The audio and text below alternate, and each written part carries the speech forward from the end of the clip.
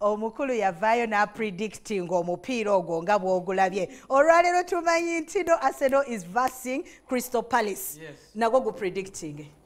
2-0 Arsenal. Are you sure? Yes. Nsibe. Siteeka ku sente zo naye zitakuluma. Ogwo wagu predicting ne gugenda otherwise. Abantu baali banzise. Nakulaba ku X. Baali banzise naye bansonyiwe njagala okwenenyereza abantu wa Liverpool bokka. Abamanyu temulina kye muŋŋamba kubanga ne kyemukola temukimanyi ennaku zino. Naye Waikibenda oyagala Arsenal ekuli musaayi okumanya n'olwaleero kolako obukozi bwoti bakikakasa. It is 21 questions. Buza ku mulabi wa Spark TV. Omulabi kamera yange eriwa? Yeri. Ono? Oyo. Ono? Yep. Yes, omulabi wa Spark TV, how are you nyabo ne sebo amanye ne dobozi bampita Waikibenda nga ndi wano ku 21 questions era nga ndi ready okubiddamu abamunyinza okulimba naye mungumiikirize wenjogedde amazima era mukole ki mungumiikirize. Amanya amatuufu. Amanya ag'obuzaale Tugume Wycliffe. Mugarra. Babuzeeko mu lulimi lwammwe. Olulimi lwange sirumanyi naye nga gye ndi musibye mutya musibire gye Gandi Imani Shimwe mwanjogera ennimi nnyingi. Bonsoir. Baddamu batya? Bonsoir. Good evening. Bonsoir. Okay. Waliwo ampeereza wano message angamba bannaye omukulu wa Waikibenda atuwe ku maaso abaana abo bwala tukakkane. Mubajjire obalage ku maaso. Essaawa eno ngase negenda kuzanya omupiira tosobola kunfuna. Oyita manju. Bakonkonera eri. Mukonkona. Bakiwulidde bulungi. Waikibenda music yatambula atya? Omaze emyaka emeka mu music right now? I think pezeze emyaka 10. Okay. Music tabadde mubi. Kuba amazima gali nti nze wendi wano. Music ye yanzigulira ekkubo. Byonna byensobodde otuusaako engalo. Music ye yabiggulawo. Era nkyamwebaliza ddala era nkyamwagala era nkyamukola. Mu myaka gino 10 babulira abantu na Uganda okola type ki ya music entuufu? Nze nkola music mungi. Otya? Naye nga music gwensinga okunyumira okukola ye music wa love oba music asendekereza omwoyo. Otya? Yes. Akakkanya abantu. Ayawula abaagalana oba abagatta. Okay. Manya akayimba kaisolwa kalungi naye ate ne kabaawula. Ngumuyaye byayogedde mu luyimba weredde akali akasajja bye kali kakola byennyini n'okakyawa bukyayi. Kati gwe ffe watugondeza abali mu mukwano ebigambo bikulemye okwogera biweereze Waikibenda ajja bikutera mu kamelody. Okay. Kayimba ki akakuleetera ddala ku foomu? Akundeeta ku siini ndoye saagala mbalimbe yali Faama ne Shiba naye ne Munnakampala. Munnakampala ne Faama beetwala. Munnakampala ogimanyi. Munnakampala ogimanyi. Amazima go beetwala abo. Naye nga Shiba yagamba nti pa. Akajja tukakuba ne tuyisawo bino ebirala. Nga tonayingira ddala kukwatayo walinga wa? Nali nsoma. Wasoma ki? Nasoma chemical engineering. Okyabikola? Naye bwe tunaba tufunyemu ekintu kyonna ekikangamu eggwanga lino sobola ogenda n'enkolayo obubomu. Okyabijjukira? Osobola okupracticinga? Banaye gavumenti bwe bamunetaaza mbakoleyo kabomu nsobola okaddamu nensomamu ebitabo awo. Nasomera bwereere ku gavumenti naye gavumenti ya Algeria. So nali nsomera bwereere kuba nali mwana mugezi. Era tukulaba ku X tukulaba okyali mugezi oteekayo ebintu ne bisooka biwuuzaamu abantu abali mu kampemu fe abagezi ne tutegeera. So bwe mmala okusoma nali nsoma bwe mpandika music ngenda okukomawo wano natandikirawo. Era nagenda ne muzeeyi ne mugamba muzeeyi nze ngenda mu bidongo. Ye kyamuyisa mu kitya? Kyamuluma naye era yamala nampa omukisa kuba namugamba saagala biyingira nga tompadde muki mukisa. Era nanteerako ekigalo kumanyi mukisa gw'omuzadde mukulu nnyo. Nze ndoza nze omu ku bayimbi abayitawo amangu ennyo. Because in 8 months I had the biggest song mu ggwanga.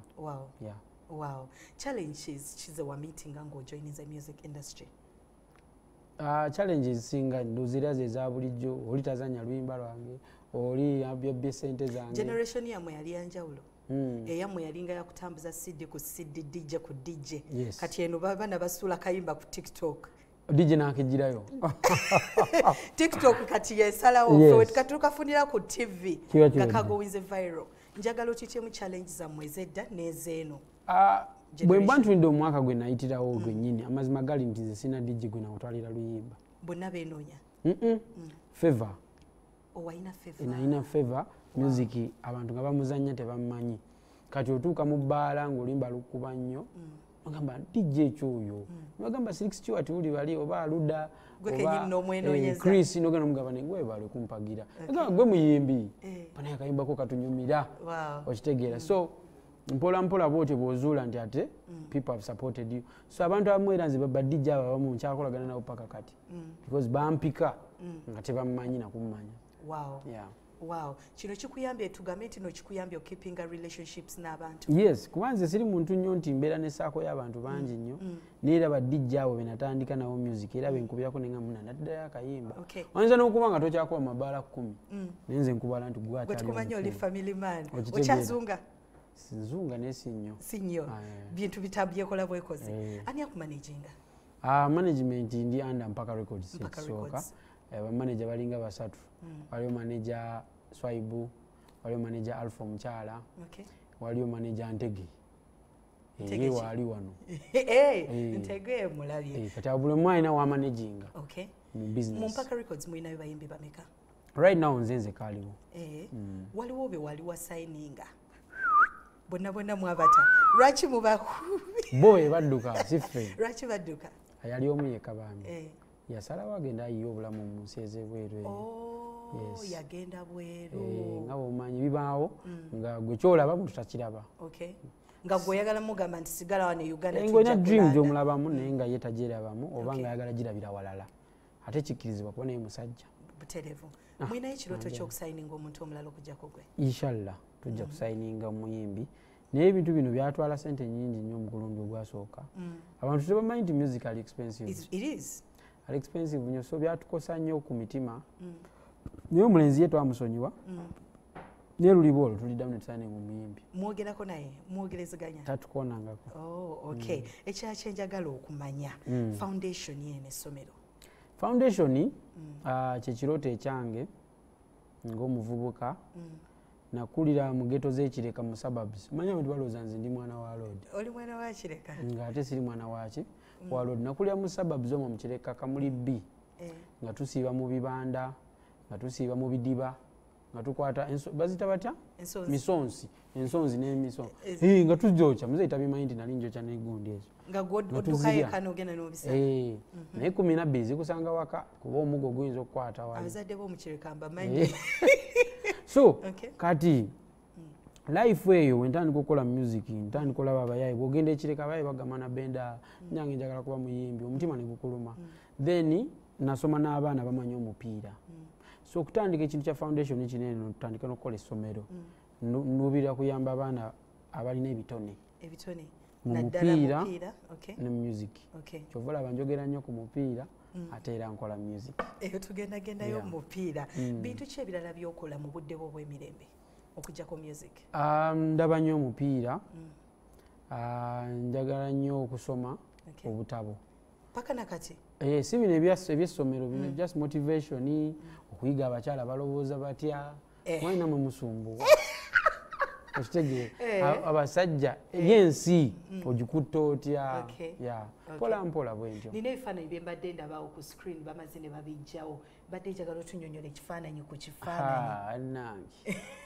oba bibadde bya foundation bibadde bya foundation mwali mukola kyawo awo twali tugenze emabega wa Lufula okugabirako abaana abakamere then netujjamuko n'ennamba z'abaana abatasoma abato foundation eyo ekyaliyo ekyaliyo eyimiridde bulungi awo twali tulina abaana balina akawuka ka siriimu nga tupromotinga abstinence oba obutegatta mu kikolwa ekyo nga tonaweza myaka oba nga tonafuna mwagala mutuufu n'okuba nga tuyita mu mupiira era gwenjagala n'okujjukiza abavubuka n'abannayuganda manyi tulina ekizibu nti omuntu bw'aba ne siriimu tulowooza alina kwewalibwa naye ensi gye tulimu olwaleero tulina olaga abantu nti n'alina siriimu asobola okukola ki okubeerawo n'awangala n'azaala n'omwana nga tamulina singa tetumusojjasojja ataawo awo kyekiri ekifo era kye twali ne ttiimu yonna ogiraba emabegaawo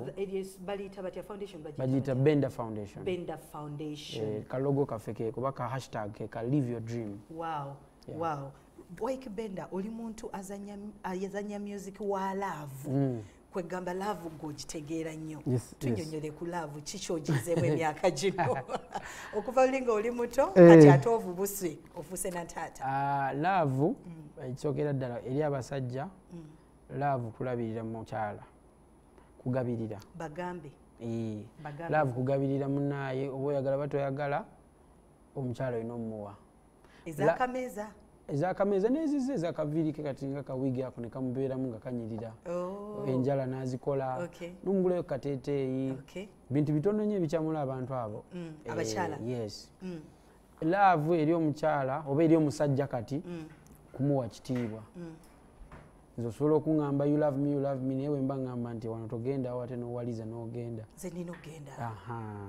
kati awo tuba tugenda kubeera musajja ku musajja ng'ate oli mukyala. So omukyala alina okuba submissive omwami agabirire oli mufumbo siri nenja kubeera kuba mulina kati ninayo omukyala bamuyita kanso mulamba yasoma kanso Emily. Wyke Benda olumiza abaana b'Ekampala ono si munnakampala muki munnakampala naye mukyala Munyankole Muteeso yamera n'antuula nakkatira mutumireko mutumira nyakimanyi. Wow, kanso tumutumiddeko. Kirungi kikyoyize mu bantu nga ba artists okera ku macha ne be committing at one person. Kinasooka oyiga is that omwagizi wo akwagalako bintu byewaleeta bwe kubamu akafaananyi nga nzize wano nga tugume nga teri ammanyi nawe bale tulina byombuuza naye singa kuva lwenakuwa akayimba oba 2-3 oli omuwala asobola otunagamba oyo n'omulenzi kati nalyoka nti awo olabika bulungi oba oyambala bulungi naye singa toyimbye tebandira nti olabika na bulungi so bw'oyimba stardom yo abantu balyoka bakuwa amaaso so abawagizi baffe bano tulowooza nnyo nti bw'omulaga nti olina omukyala gw'oyagala agenda kukukyawa naye amazima ayongera ate kuwa kitiibwa. So respect is more important than love.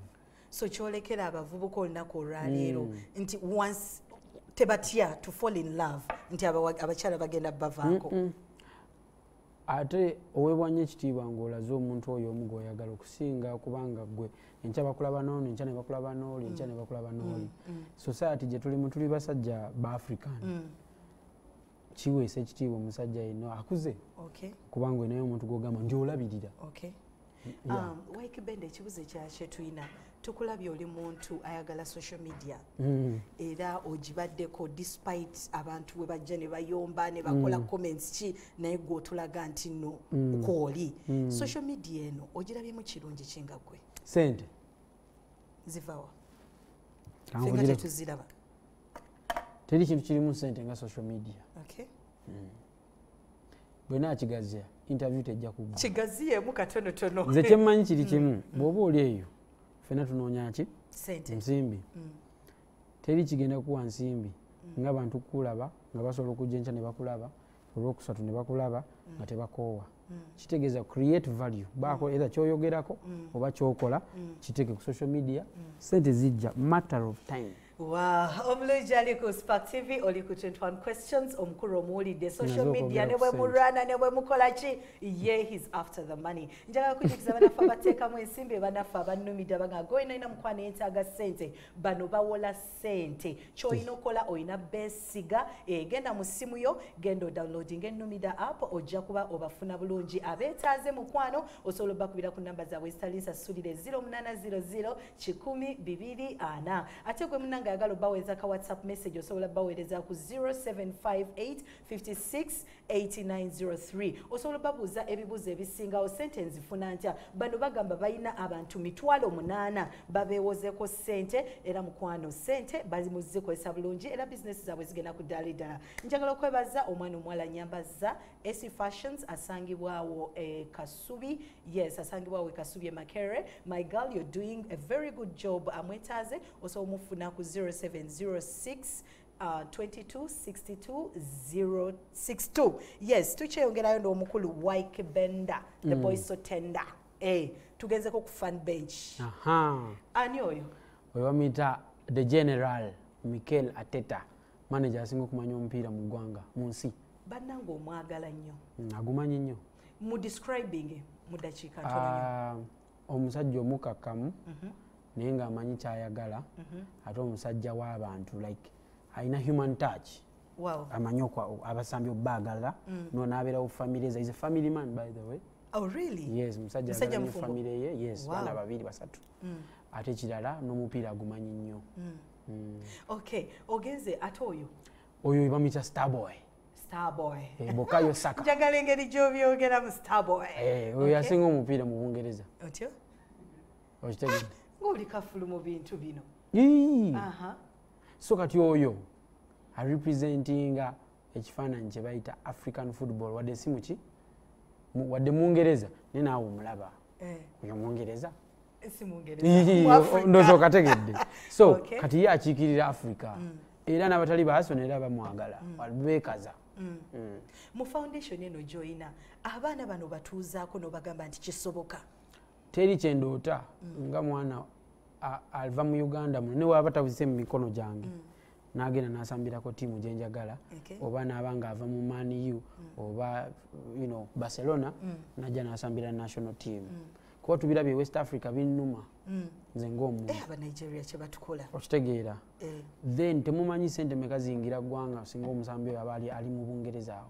So talent teri ku muntu yekka but also the country can transform the economy yes because kati waliwo omusambi e Senegal bamuyita Sadio Mane abawagizi b'omupiira bamumanyi yazimba stadium namba ku kyalo gye yakola ki Java omanyi kyaba akyusizza ekyalo kyonna kiba kisituse omanyi kyenyinza okukola ewaffe Wyke Benda twogere ku fan bench kino ekirowoozo kijjawa n'ekirowoozo ky'abantu bawerera ddala nga bataano batumenyere sagala bamenya kuba tebaagala nnyo obutaala bo naye mbeebaza because tuli ffenna banda banga njogera nnyo ku mupiira nebagamba lwaki tetukolayo ekintu ekigatta fan base eyo gy'ozimbye waliwo fan base gy'olina ey'abawagizi wa Wyke Benda omuyimbi naye waliwo ne gy'ozimbye kati nga bakwagala because owagira Arsenal oba ogerega nnyo Man U ne Liverpool kati abo waki tobatuuza ne mugatta ne mukolayo emboozi podcast ne kanyuma ne tukatandika akawezeza emyezi 3.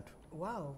Mubeerayo buli lunaku episode ne kakati ogenda kati ngenda kulaba mupiira naye twabikoze dda tugenda bajja kuleetera ebizibu naye tugenda beera ku the Villa naye kisingira ddala obukulu abawagizi b'omupiira bakimanyi ku Lwokubiri olujja Arsenal versus PSG gwe mupiira ogusinga obunene mu nsi okitegedde tugenda beera ku Villa fan bench yonna kamera zino zolaba mu Spark TV zonna zigenda beerayo abawagizi ba Arsenal abamanyi abagala otuzala abajje bwenamba kowola kigenda kwa beera commentator ng'oyogera commentator sibisobola naye ngenda beera nga tukayana before the game we're really maturity guy right to bisobola yo speed sigisobola okwogererako no ate ng'obiyimba wano era siri rapa manya abomupiira balinga ba rapa oyo Stewart nze musobola abeera nga rapa Wyke Benda tuddeyoko mu music industry no tuvuddeyo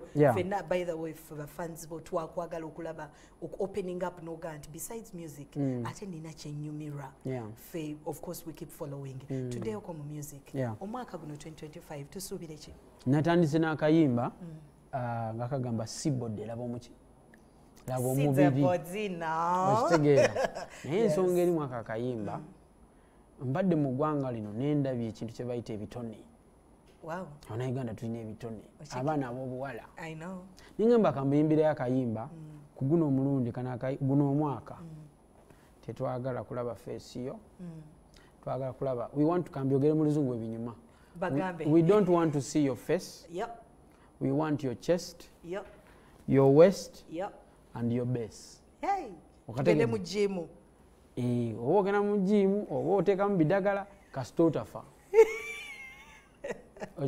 okitegedde totadde ku pressure waliwo abakirina olwedde nga tebagenda sooka kukola nnyo just kendeeza ku mbizzi okitekendeeza ku mbizzi mwana w'obuwala akitegeeza abaana bawala tulya nnyo Tetuna nsonyi. Okay, tusubire ka album this year. Yes, bambi ngenda bakola album. Okay. Mu mwezi ndozo gw'omusanvu. Okay. Nga bwe nkugambye nziri musajja wa love. Ni kati ngenda teeka muko ka tempo tuzinemu.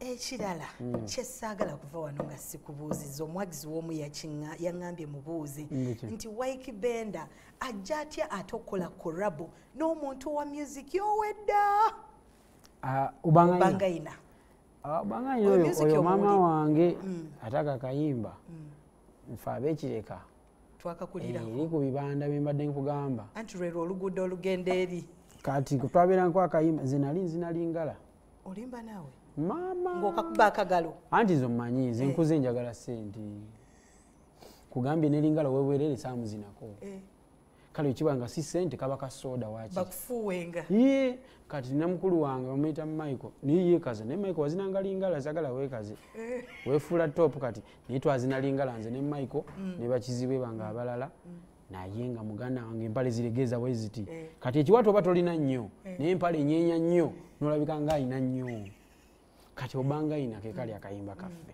so for me okukola akayimba ako kaddamu it was a dream come